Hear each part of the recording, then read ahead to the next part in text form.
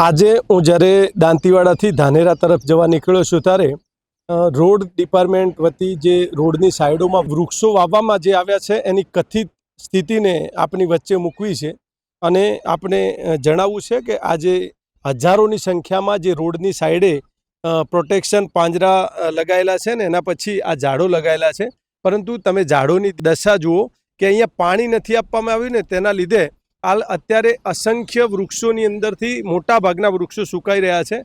તમે આ જુઓ કે એ આ વૃક્ષો છે ને જઈ રહ્યા છે અને અહીંયા તમે જુઓ ને તો પાણી પણ અત્યારે મારા ખ્યાલથી હમણાંનું આપેલું નથી લાગતું, કારણ કે તમે અહીંયા જુઓ, તમે નીચે આ મેં ખોદ્યું છે એની અંદર કલ્પેશ બતાવો તો એક મિનિટ, જરા બી ભેજ નથી, અહીંયા પાણી જ નથી આપવામાં આવ્યું અને પાણી નથી આપવામાં આવ્યું તેના લીધે આ વૃક્ષો સુકાઈ રહ્યા છે। અનેક વૃક્ષો છે, હું કલ્પેશને કહું, કલ્પેશ મારા સાથે આવો, આપને બતાવવાનો પ્રયત્ન કરું છું કે ઘણા વૃક્ષો હજુ પણ જીવિત છે, હજુ પણ એને પાણી મળશે સમયસર તો એ વૃક્ષો 100% લીલા થશે। બાકી તમે આમ જ જો વૃક્ષોને વાવશો, આમ પાંજરા લગાવવાથી આ વૃક્ષો મોટા નથી થવાના અને તમે જે અર્થ સાથે અથવા તો જે મતલબ સાથે તમે જે વૃક્ષો વાવ્યા છે એ આવી સ્થિતિમાં તો મોટા નહીં થાય।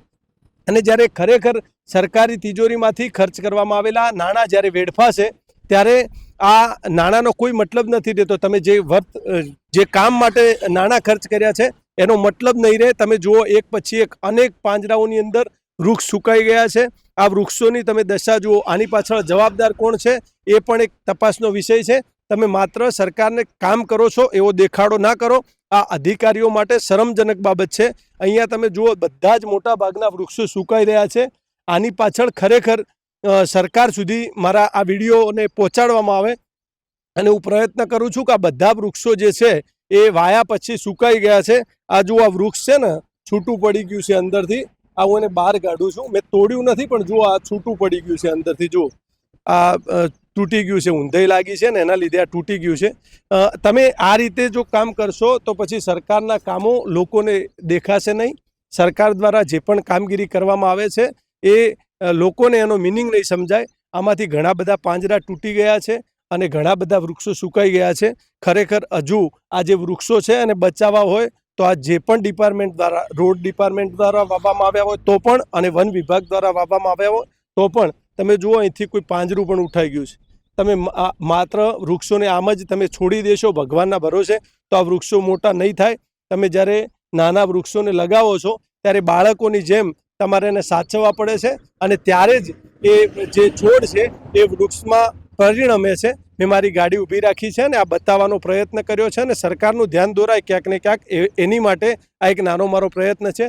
તમે રોડની બંને સાઈડે જુઓ, બંને સાઈડે લીલા કલરના પાંજરા છેક સુધી દેખાય છે। અમે પ્રયત્ન કરીએ છીએ જ્યાં સુધી તમને કેમેરાની નજર પડશે ત્યાં સુધી આ વૃક્ષો વાવ્યા છે। આની અંદરથી મોટા ભાગના વૃક્ષો બળી ગયા છે, પરંતુ ક્યાંક ને ક્યાંક હજુ પણ આ વૃક્ષો જે છે એ લીલા છે।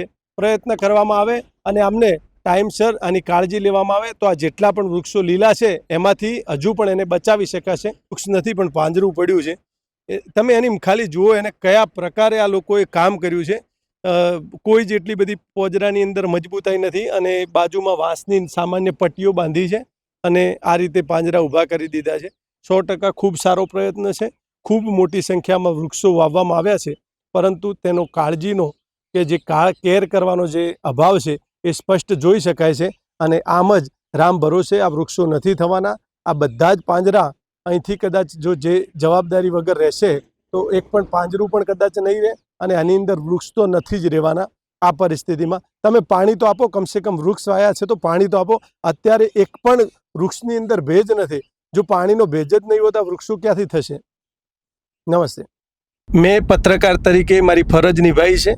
મેં આ વૃક્ષોની સ્થિતિ આપ સૌની વચ્ચે મૂકી છે, પરંતુ હવે ક્યાંક ને ક્યાંક આપની પણ જવાબદારી થાય છે કે મારા આ વિડીયોને વધુમાં વધુ લોકો સુધી શેર કરો, જેથી કરી અને ક્યાંક ને ક્યાંક સરકાર સુધી આ વિડીયો પહોંચે અને આ જે પણ અધિકારીઓ દ્વારા આ કામગીરીમાં અથવા તો આ જે વૃક્ષોની કાળજી લેવામાં બેદરકારી દાખવવામાં આવે છે તેમની પણ આંખ ઉઘડે અને ક્યાંક ને ક્યાંક એમને પણ એમની ફરજનું ભાન થાય। આવી રીતે જ જો આ વૃક્ષોને છોડી દેવામાં આવશે ક્યારેય આ વૃક્ષો એ છાંયડો કરવા માટે સક્ષમ નથી થવાના। એ વૃક્ષ શબ્દ એમની માટે સાર્થક નહીં થાય। આ બાળ વૃક્ષોનું જ આ રીતે મારણ થશે। માટે આપ સૌની અને આપ સર્વેની એક જવાબદારી છે કે આ જે વિષય છે એને વધુ લોકો સુધી પહોંચાડવાનો પ્રયત્ન કરો. નમસ્તે.